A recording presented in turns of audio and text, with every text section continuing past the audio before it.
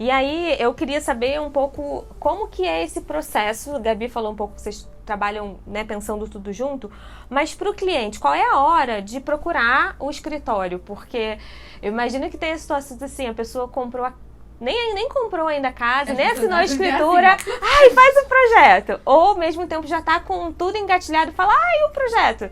Qual é o time disso, né? O time perfeito para que a pessoa chegue até vocês e vocês trabalhem em conjunto com o cliente.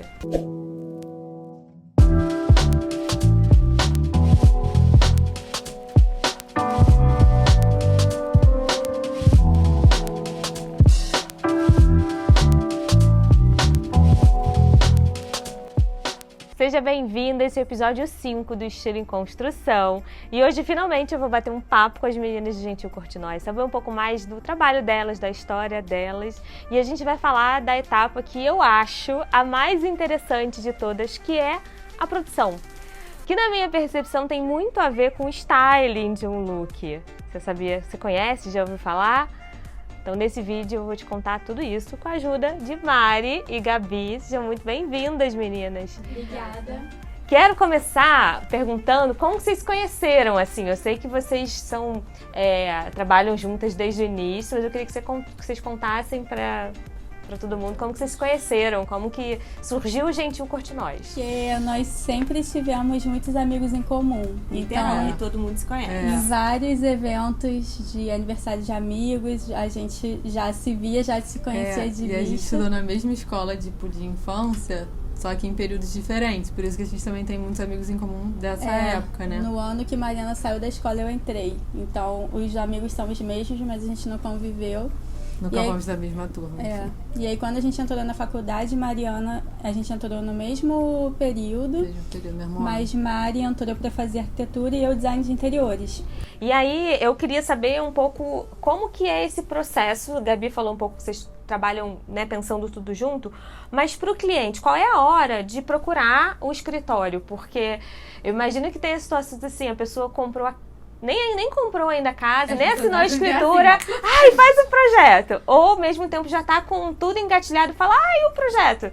Qual é o time disso, né? O time perfeito para que a pessoa chegue até vocês e vocês trabalhem em conjunto com o cliente? Depende muito, porque é isso, são muitos perfis diferentes de clientes de necessidade. Então, nessa situação, né, que uma pessoa compra um terreno, já procuraram a gente algumas vezes antes da pessoa comprar o terreno e antes de comprar o imóvel, pra gente dar uma consultoria, assim, a pessoa tem uma ideia, eu quero uma casa nesse estilo, e aí a gente faz uma visita técnica para avaliar se aquele terreno vai permitir esse tipo de construção. Muito legal. Inclusive orçamento também, né, Gabi? Vida real. Exatamente. Às vezes a pessoa compra aquele espaço. Ou se o apartamento, por exemplo, vai fazer uma reforma, precisa de uma reforma muito bruta, muito grande. Então a pessoa tá ali na negociação e quer ver o quanto de obra vai ser. Óbvio que a gente não tem uma varinha de condão para dizer que vai ser tanto.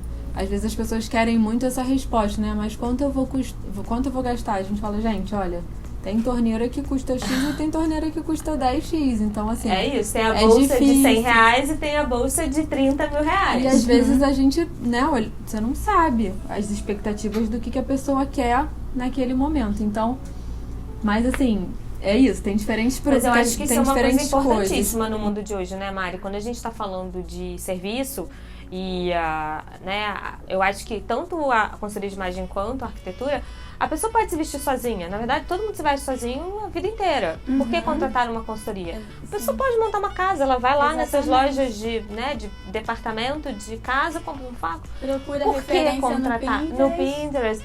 Por que contratar esse serviço? Porque existe um olhar técnico que faz toda a diferença, que só o técnico tem, porque se preparou para o tal. Tem a vivência de mercado, então você conhece o material que eu não conheço, você conhece o fornecedor que eu não conheço. Alinhar soluções com que as suas funcionam, que não expectativas. funcionam. Às vezes a pessoa vê uma coisa e quer aquilo, mas aquilo não vai funcionar no espaço que ela tem.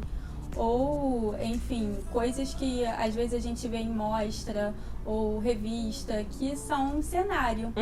Mas em relação à praticidade, a longo prazo não funciona. Não funciona. Eu gosto de, comparando aqui, no estilo Passarela, em construção, né? a passarela é a blogueira. Mais próximo que isso é a blogueira que pega um look da marca, monta aquele look, um salto desse tamanho, uma roupa não sei o que amassa toda. Porque se você for pra vida real, você não vai conseguir sair de casa de manhã e voltar de noite com aquela roupa. Morrer de calor, vai doer o pé. Sim. Não vai dar certo. Adequar enfim, o que é o seu dia a dia, né? E pensando nessa questão da consultoria de imagem, a gente também bate muito nessa tecla, né? Que a gente não gosta de dizer que a gente tem um estilo nosso do escritório, porque a gente não tem. A gente tenta sempre construir uma linguagem projetual para aquele cliente, né? Específico, de acordo com os gostos dele, de acordo com a rotina dele. E às vezes as pessoas chegam pra gente com demandas, né? E aí só que gostam de uma referência de uma moda tal, que, enfim, tá na moda, e a gente vê que não tem a ver com o que ela vários passou. gostam, né? Como você falou, o marido gosta de uma coisa, o outro não gosta. Fica aquele... Mas pra Ou que é mesmo algo... datado, né? Exatamente. Ou que a gente já identifica que aquilo ali já vai, daqui a pouco a pessoa já não vai gostar. E às vezes, assim, o que a gente fala também, eu fui, sei lá, fui no restaurante, fui num lugar, num hotel, cara, amei aquilo. Assim, às vezes você gosta muito de uma coisa, assim, como um look, gostei muito, mas assim, funciona pra aquela pessoa, não funciona pra mim. Então, assim, eu acho, sei lá, adorei isso aqui, achei o máximo nesse restaurante. Tudo bem tentar incorporar alguma coisa daquilo, alguma referência na sua casa, mas assim, eu acho que tem que ter a ver. E se tiver que ter tudo e mais um pouco também, tá tudo bem. A pessoa, eu acho que tem que ser uma verdade dela. Sim. Não, acho que contexto é fundamental, né? Não é sobre a peça em si, sim o contexto. E o exercício que eu passo para as minhas alunas é muito assim, ok, você gostou de algo, você precisa passar para uma segunda camada. Qual é essa segunda camada? Por que gostei? Eu gostei de qual sensação? É porque era leve, era porque era claro, era porque era arejado, era porque era extremamente confortável. Por que gostei? Quando você acha o porquê, você vai ver que você não gostou do sofá. Você fala, gostei disso, mas eu gostei disso pra mim. E também, né? E aí você pode trazer a mesma sensação com o seu próprio contexto. Sim. A segunda camada é no porquê que mora o estilo pessoal e a casa tem o estilo também. Exatamente. Né? Que a gente chama de ambiência, né? Qual tipo de sensação que você quer naquele ambiente. Eu queria que vocês contassem um pouco esse processo, né? meninas. Precisa adaptar, assim. Vocês, quando a gente foi lá a primeira vez, vocês falaram um pouco exatamente isso, que o escritório não tinha um estilo seu, mas que vocês sempre buscavam a simplicidade, o luxo da simplicidade. Sim. Né? Aquele famoso menos é mais, mas sem estereótipos, né? Não é minimalista, é aquele... a medida exata. São coisas diferentes, né? Porque assim, quando a gente pensa nessa questão de simplicidade, isso permeia vários aspectos, né? A questão estética, a questão dos materiais, e a gente consegue criar um ambiente elegante, sofisticado, com materiais muito simples, mas com um desenho inteligente, um desenho bem feito. Boas soluções. E boa execução. Isso é uma coisa que a gente sempre fala. E acho que na simplicidade dos materiais, a unidade, né? O máximo de unidade possível. Fazer sentido, né? Por que você está usando aquele material? Por qual contexto, né? Naquele projeto. Mas a questão da unidade também faz toda a diferença. É uma coisa que a gente sempre busca, porque de fato às vezes as pessoas querem esse banheiro eu quero botar esse piso. No outro banheiro, a casa vira uma amostra de decoração, né? E aí você uma amostra de decoração, que cada ambiente. Não existe a identidade ali. Qual que é a identidade daquele projeto, né? É uma coisa... Quer dizer, qual é a identidade dessa pessoa? Qual é o estilo dessa pessoa? Exatamente. É aquele armário que cada dia a pessoa sai com uma cara. Exatamente. Eu gosto muito de uma frase da Bárbara Migliotti, que é uma jornalista que foi anos da Vogue. E ela fala assim, simplicidade sem ser simplista. O luxo está na simplicidade sem ser simplista. Sim. Acho que isso tem muita conexão com os projetos que eu vejo de vocês. E que assim, estou pensando aqui num contexto, né? Não estou dizendo que o quarto do adolescente vai ficar com a cara do quarto dos pais. Não é isso. Cada um vai ter a sua identidade, a sua personalidade. Mas é fazer sentido num contexto geral, né? É a mesma casa, vai ter cara de ser estar dentro do mesmo ambiente. Em termos de iluminação, em termos de ambiência, em termos do contexto, né? Agora, como fazer isso acontecer? Assim, na prática, o cliente chega lá com o marido com referência, a mulher com outra referência, o filho fala outra coisa, eu quero meu quarto preto. E aí, isso a gente como... chama do briefing, né? Do briefing com o cliente. Aí a gente tem essa primeira conversa para poder entender, enfim, de fato entender todo o contexto, todas as aspirações, né, que a pessoa quer, pra gente conseguir de fato preparar uma proposta, né? Porque é isso, a gente não vende, a gente vende um serviço, mas que um é diferente do outro. Então não dá pra eu cara crachá ali, copiar. Então a gente precisa entender as expectativas para preparar essa proposta e daí apresentar a proposta. A gente gosta muito de apresentar para a pessoa entender, porque é diferente estar comprando uma mesa, uma cadeira. Tá pronto, né? Pronto, tô vendo. É isso. Mas esse processo a gente de fato sempre explica para os clientes que quanto mais informação o cliente der, mais munida a gente vai estar de informação para ser mais assertivo possível. O desafio é que autoconhecimento é algo que pouca gente tem, muitas vezes né? os clientes não têm. Então a gente sempre faz muitas perguntas estratégicas. Falar o que não gosta também. Falou um negócio que eu falo muito, assim, no processo da consultoria, a gente tem a facilitação de estilo, que é quando eu ajudo a minha cliente a tirar de dentro coisas que ela nunca nem verbalizou. Pra poder... A pessoa fica sem graça de falar. Não, às vezes ela nunca se deu conta. Ela nunca se deu conta das repetições, das escolhas. Também. Porque você usa aquilo que é natural pra você. É no automático, é natural, às vezes né? também, até o que é pra mim, até depois de falar isso, assim, em relação à roupa, eu não sei, assim, porque... eu já fiquei pensando nessa coisa, assim, pra mim desenhar um ambiente, uma coisa, é muito fácil, mas assim, desenhar uma roupa impossível. E aí essa coisa da construção vai naturalmente sem você se ligar. Porque já tá num lugar do cérebro que virou automático, que é tão habilidade que você já não racionaliza. Ou dirigir, né? Eu comparo muito com o dirigir. A gente, quando é criança, mais novo, você vê os pais dirigir e fala, gente, a pessoa passa a marcha, olha, buzina, muito louco isso. Aí você vai fazer autoescola, eu morria de medo de bater em alguém, assim, eu achava aquilo dificílimo. E aí você vai treinando e vai tendo uma pessoa do lado que tá ali apertando no pedal se for necessário. E daqui a pouco você tá dirigindo e se virou uma bela motorista, você já tá no automático, porque passou da camada do ignorância, conhecimento, aprendizado e habilidade, né? Então eu acho que o processo é esse. Mas eu queria chamar a atenção do que você falou, do não. Eu acho o não muito poderoso, porque a gente tem, às vezes, dificuldade de dizer o que a gente gosta, o que a gente quer, mas a gente tem clareza de dizer o que a gente não o que a gente não gosta. A gente vai entendendo o que a pessoa quer, pelas vezes, do que ela não pela quer oposição. Ou não gosta. Exatamente. Então é muito por aí também. A gente usa exatamente isso dentro da nova consultoria, a negativa. Ajuda muito no processo de clarear, assim, né? Eu já sei que para esse lado definitivamente não, você sabe que o lado oposto é um caminho, uma possibilidade.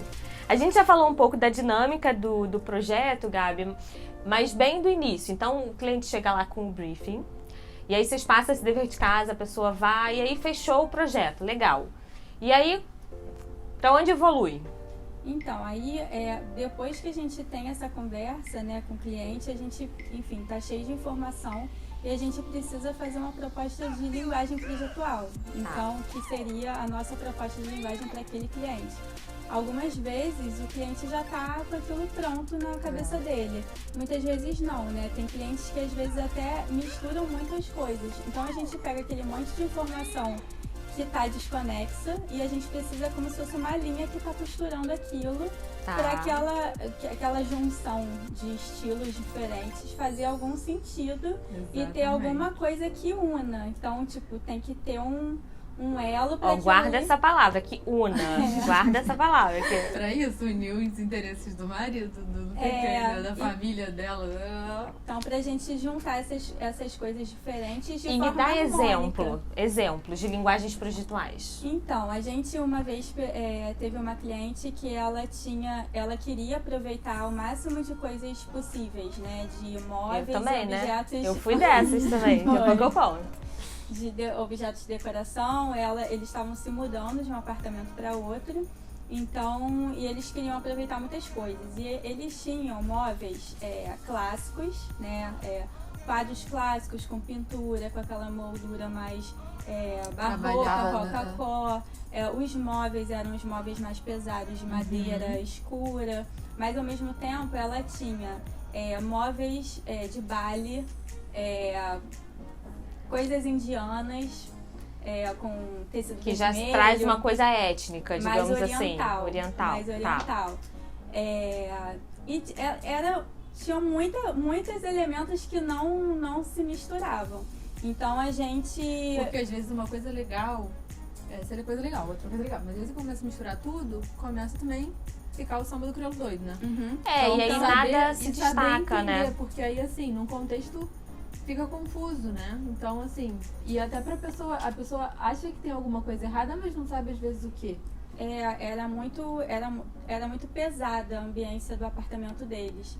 E a gente fez uma proposta de deixar tudo mais leve. Então, a base, né, das paredes, piso, Sofá, ficou tudo tapete, neutro. A gente tirou a cor do sofá. Alguns móveis que ela tinha que eram super interessantes, mas que era muito pesado para o tamanho do espaço, a gente propôs laquear de uma cor mais clara, isso então a gente aproveitou. E aí, essa diversidade... Comparando é como a gente reformar uma roupa. Tem um vestido que você cansou de usar, você pode transformar numa saia e virou look novo. Um vestido longo, você também. Então a gente montou uma base mais neutra pra gente fazer essa pincelada de objetos de estilos diferentes. Então ficaram os quadros clássicos na parede, como ela não era neutra, então a gente propôs um papel de parede listrado, que tem uma presença, mas é uma coisa neutra, né, tipo clássica também. E aí esses elementos orientais foram aparecendo com planta, então trazia a referência. Coramos pra varanda. Pra varanda, de uma... E a gente acabou entendendo que esse estilo dela era o que era uma verdade pra ela, né? Por conta da história das peças, onde que ela comprou, que eram... São de família. De viagem, então era tudo muito especial e tinham que ter um lugar de destaque. Então foi muito legal, porque no início o apartamento dela você não conseguia nem entender o que estava acontecendo. No final, a gente conseguiu incluir todos esses elementos dando destaque, porque se a gente minimiza o entorno, a gente dá destaque para o que a gente acha importante. Eu comparo isso com... Tem uma etapa na consultoria que é o armário, né? A velha consultoria chama de closet cleaning. E eu acho que esse nome é uma falta de respeito. Tipo limpeza de armário. Parece que o que tem lá é lixo. É igual o programa de televisão que chega lá com uma lata de lixo e fala: o que você tem aqui é um horror, você é uma brega, joga tudo fora e agora eu vou salvar a sua vida. Eu acho que é falta de respeitoso. Sim, com certeza. Porque é isso, é respeitar a história da pessoa. E a história tá na casa, tá nos objetos e tá no armário. Ela ganhou, comprou, viveu, né? Situações com aquelas peças que dizem respeito e fazem parte da história da cliente. Como é que eu vou chegar lá e falar: isso aqui já deu? E isso é relato de cliente, que a consultora chega e fala: isso aqui é um horror, não, tá brega, já tá fora de moda. E cara, tem essa coisa tanto de voltar depois. Não, e no final das contas tem que fazer sentido para aquela pessoa. Né? Às vezes, se você muda o contexto da peça, a gente chama dentro da nova consultoria de revitalização do armário. O meu papel ali é colocar a técnica a serviço da cliente e dar um novo olhar para tudo que é importante para ela. Tem coisa que ela vai falar: isso aqui para mim não... Então tá, então vamos tirar. Mas isso aqui é importante? Não importa se tá datado. Eu que me vire, que use o meu conhecimento para fazer aquela peça ser incrível para aquela cliente. Sim. Com certeza. Eu acho que isso se colocar a serviço de verdade. Né? Isentando o nosso gosto. É muito mais fácil você jogar tudo fora e fazer tudo novo. Exatamente. Mas é isso, fica uma coisa que não tem identidade, a pessoa não se vê morando ali, não tem a história dela. E aí depois você vai embora, ela vai botar todos os elementos lá. Depois a consultora vai embora, a cliente vai botar tudo pro armário. Sim. E aí não fez sentido, gente, não serviu. Né? Se colocar serviço é mais difícil, é mais trabalhoso. Eu acho que exige mais domínio da técnica de quem conduz. Você tem que ter muito domínio da técnica para entender os estilos, para entender composição, para conseguir ter esse olhar. E o que talvez seja mais difícil, que é botar o ego no saco, né? Saber que o seu gosto naquele momento não importa. Não é? Você botaria na sua casa? Não. Eu usaria isso aqui? Não. Mas se é importante para minha cliente, sim, eu tenho que me colocar a serviço. Né? Eu acho que isso é o que separa um profissional dos excelentes profissionais e de quem de fato consegue entregar o que o cliente pediu. E aí, portanto, tem um bom cartão de visita, que é um cliente satisfeito. Sim, exatamente. A indicação. Muito a indicação mais. Essa é a diferença, né? As pessoas acham que o que importa é você ter um bom portfólio, né? Ter, assim, e eu de fato o que a gente tem aprendido que o que dá mais retorno pra gente é a indicação dos clientes. A gente tem muito mais retorno. É a pessoa ter felicidade, né? De cada cada um que entra lá e fala, nossa, que casa linda. Ai, foi, gente, eu continuo, acho que fez. As meninas são incríveis, segue, papapá. Às vezes a pessoa não tá nem pensando em reformar, mas vai lá, passa a acompanhar e aquilo desperta. Que é isso que de fato que move a gente, né? Que faz sentido. Transformar de verdade a vida daquela família, daquela... Enfim, ter um bom resultado. Estar satisfeita com todo o processo, né? Não é só o resultado. Nossa, falou um negócio fundamental, Gabi. Todo o processo faz parte da transformação, né? Não é programa de televisão também que faz assim, e aí antes e depois. É uma dificuldade na nossa vida. Também, né? É isso, o programa de televisão é entretenimento, na consultoria de imagem e na arquitetura. E aí a gente chega depois de todo esse processo, né, do projeto, tal, tem a obra em si. E obra é sinônimo de problema, de percalço, né, e faz parte. Sim. E acho que o bom arquiteto tá ali para resolver o pepino, né? Eu vejo que vocês estão sempre, aconteceu não sei o quê. E aí, esse é um pouco também... Faz parte do processo, né? Acho que em tudo, né? Em tudo, vai dar ruim e vai dar bom. A gente já teve o episódio aqui que deu ruim, né? E a gente mostrou aqui no final dá certo. Mas reforma é isso, é de fato resolver problemas. Se antecipar aos problemas, porque eles vão acontecer, né? Sempre tem obstáculos, coisas que a gente não imaginava, uma viga no meio do caminho, ou enfim, o material que você imaginou e tá fora de estoque, não vai chegar, tem substituição. Casar os prazos também, né? Lidar com vários prestadores de serviço que às vezes não cumprem o que foi combinado em relação a prazo. Conciliar tudo. Muita coisa para conciliar. Mas, de fato, é dessa forma que a gente pensa também para buscar os nossos parceiros, porque o nosso serviço depende de muita gente para que a gente consiga fazer o nosso trabalho. Então, pessoas que não são nossos funcionários, que a gente não tem controle sobre elas, mas a gente depende.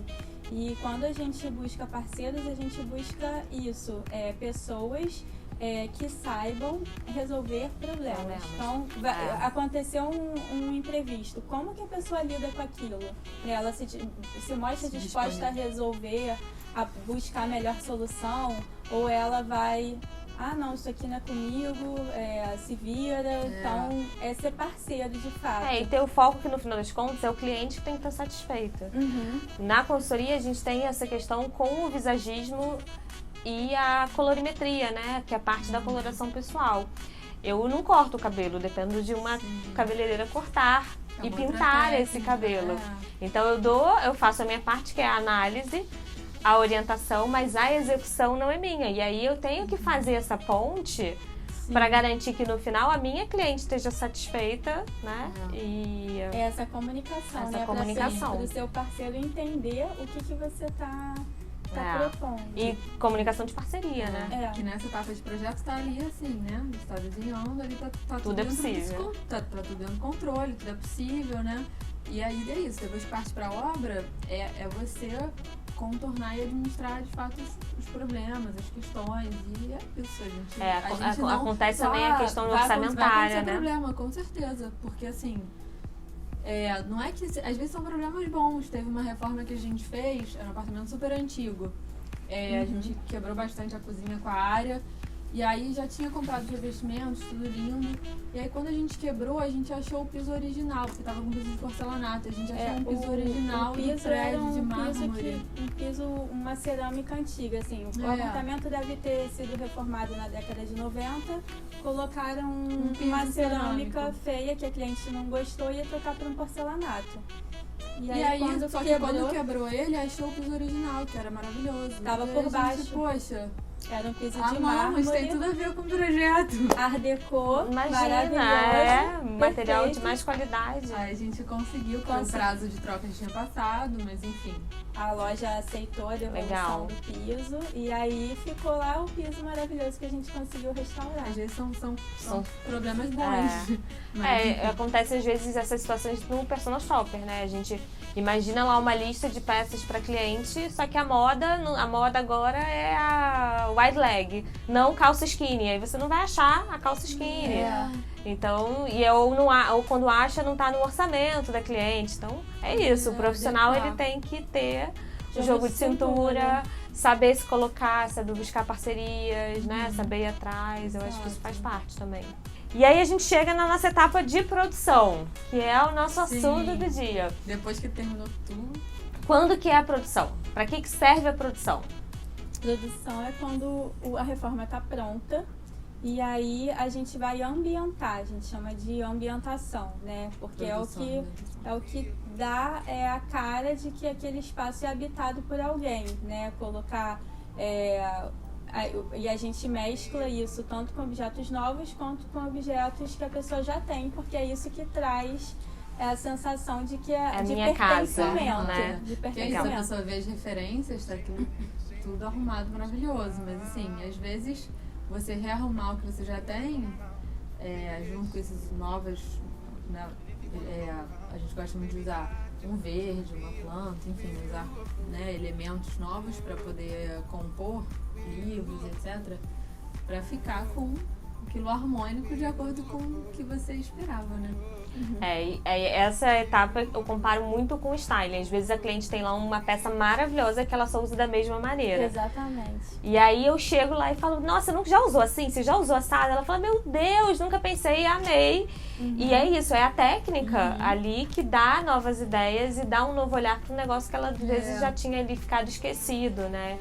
Bom, estamos no meio da produção dos ambientes. Então a gente está botando as roupas do verso no cabide. Chegaram 200 cabides. Ainda tá faltando horário para chegar, mas enfim, já estamos arrumando. A gente está com a Mariana, da Gentil Cortinóis, fazendo a produção em si dos espaços, quer dizer, marcando o quadro, escolhendo onde vão ficar os objetos, né, posicionando os objetos. E essa etapa de produção é a minha favorita dentro da parte de decoração e de interiores, porque pra mim é muito parecido com styling. Não é sobre a peça, sobre o vaso, sobre a bandeja, e sim onde você escolhe posicionar, o que você escolhe colocar do lado, e sobre criar links entre as peças. Então aqui a gente usou bastante prateado, por conta das araras que a gente já tinha, muita linha curva. Então tem os móveis, tem linha curva, as poltronas. A gente também está trazendo alguns elementos mais orgânicos por conta do verte. Então a gente trouxe uma mesa de madeira, umas peças de madeira, palhinha. E o mais legal de contar é que a produção desses objetos saíram da minha casa. Pois é. Eu tenho muita coisa em casa, né, que eu ganhei e comprei ao longo desses últimos anos. Então, como o nosso lema aqui é reaproveitar tudo, do look, a ideia, né, dar valor ao que você já tem, a sua história, a gente trouxe só objetos que estavam na minha casa e a Mari tá produzindo para ficar com cara de verde. As pessoas perguntam pra gente, dá dicas de composição. É uma coisa que tá tão internalizada, mas que a gente estudou, né? Você estuda composição de cores, composição de imagem, lei da Gestalt, claro e escuro, qual é o contraste. Então, e todas essas Acho que você respira aquilo todo dia, né? Aquilo tá tão internalizado. Mas é por isso que eu traduzi isso no Mulheres Bem Vestidas. Eu torno isso fácil para que mulheres comuns, reais, essa percepção. que não trabalham com isso, nem têm vontade, consigam aplicar em si mesmo. Para ser exatamente possível, né? Para não precisar ter uma profissional todos os dias me arrumando. Porque diferente da casa, vocês vão lá e produzem e pronto, aquilo tá ali. Sim. A roupa todo dia a gente tá trocando. Então, Mulheres Bem Vestidas é exatamente isso, Gabi. Pegar essa técnica que a gente foi lá e estudou. Treinou o olhar que nunca acaba, né? Treinar o olhar nunca acaba. E eu transformo numa coisa que seja simples, fácil de aplicar no todo dia, no dia a dia.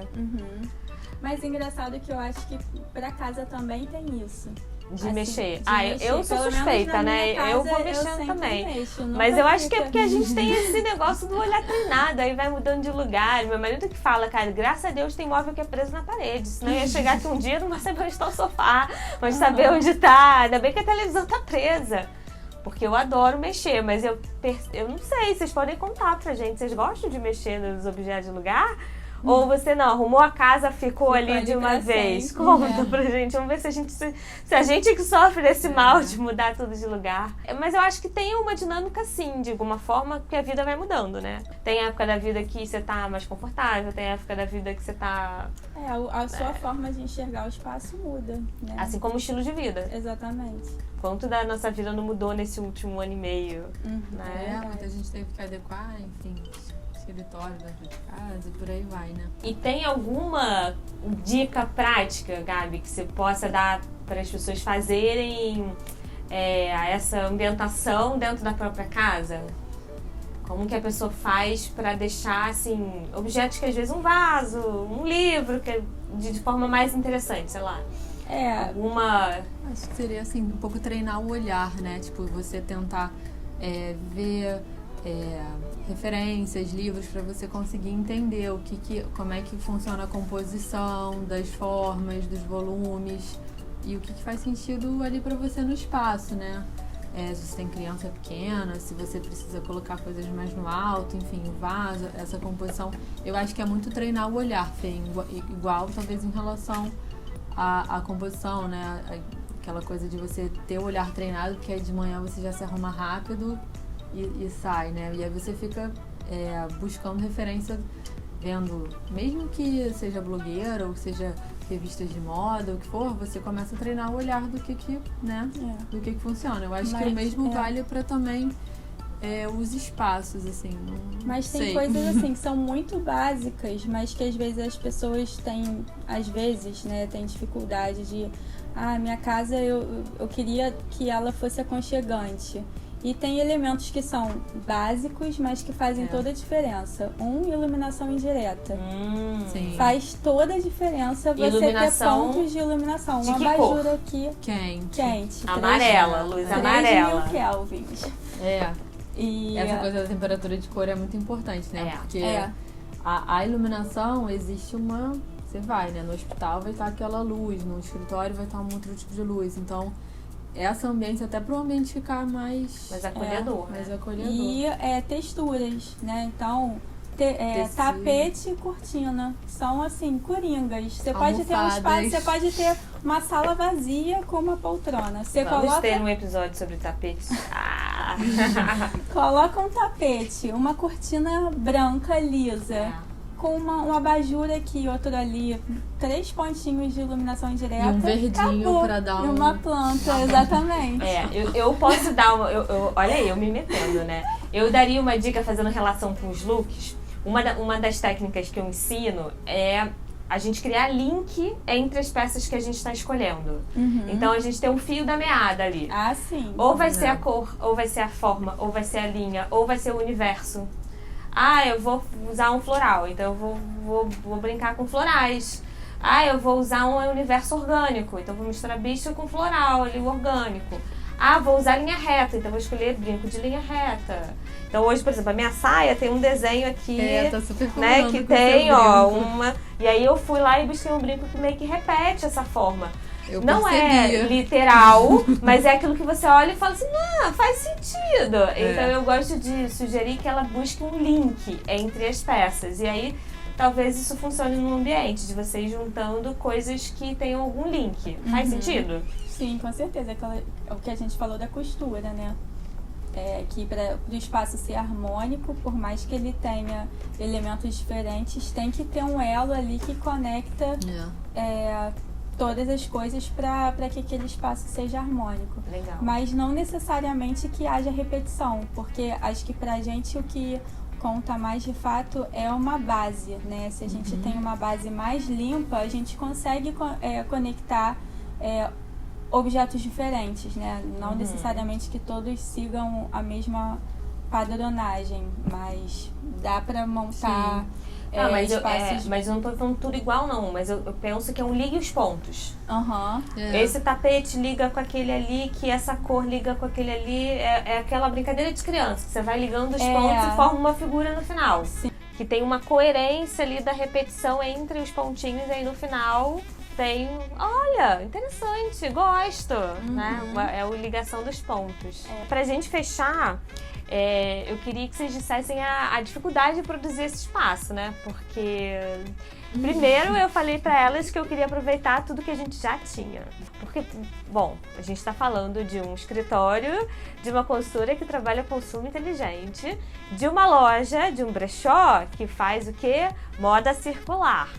Então, assim, faz muito sentido pro negócio. Além disso, é muito dentro dos meus valores, assim. E aí, foi um desafio, né? Como é que vocês... Você contar o acervo em si da loja. Sim. Que aumentou, E que o acervo em si já não segue aquela coisa de é uma coleção de roupa que todas segue tons. uma paleta tal, né? Já é uma informação aqui de cor que faz diferença no espaço, né? Então, de fato, é aquilo que a gente falou da base neutra. Nesse caso, então, mais ainda, a gente precisa de fato diminuir o restante para quando, enfim, a gente tem elementos que aparecem mais para a gente equilibrar essa questão visual. Então, aqui na reforma, as paredes a gente deixou bem neutro, né? Quando vocês vierem, vocês vão ver.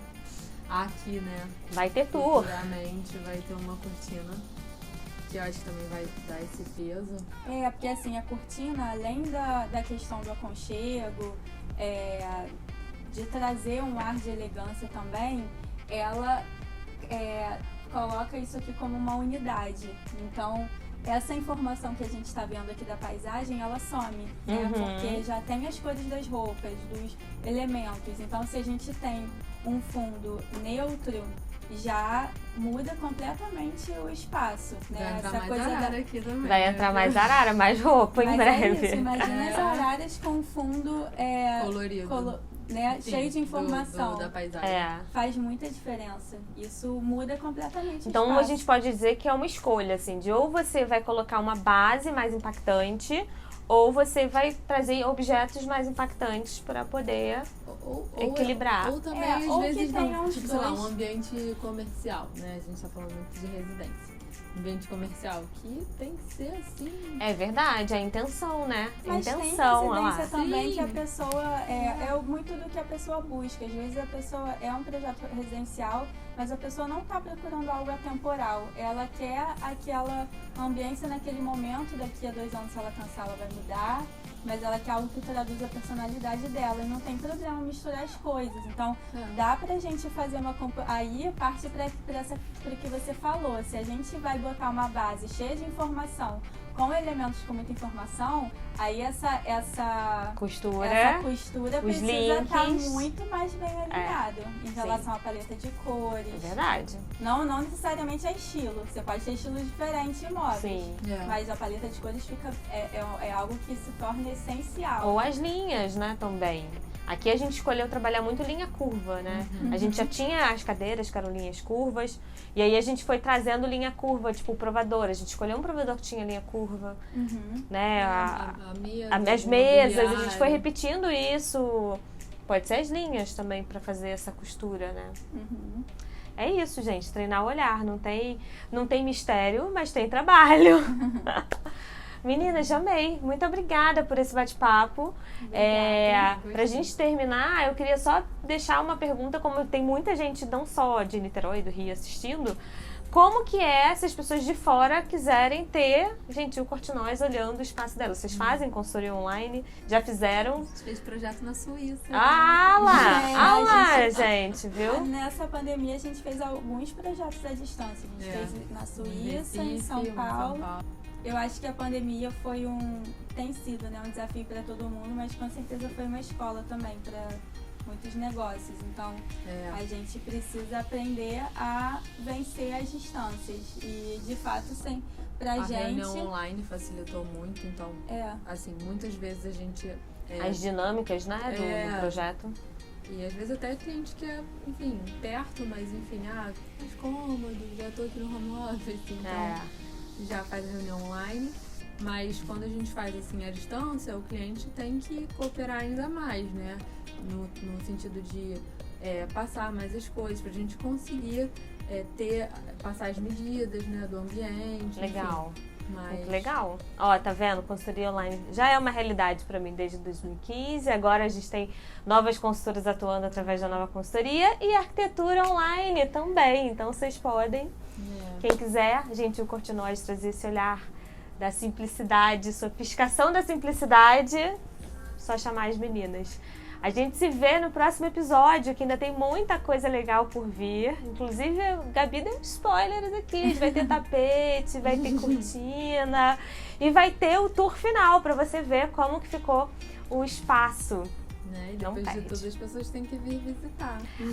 E quem tiver a oportunidade de vir, né, presencialmente aqui, já fica o convite. Se você está assistindo no YouTube, já se inscreve no canal, deixa o seu like, comenta aqui embaixo o que você achou, que a gente quer saber a sua opinião. E também segue a gente lá no Instagram, @fefuscaldo, @gentilcortinóis. Obrigada, meninas. Tchau. Obrigada. Até a próxima.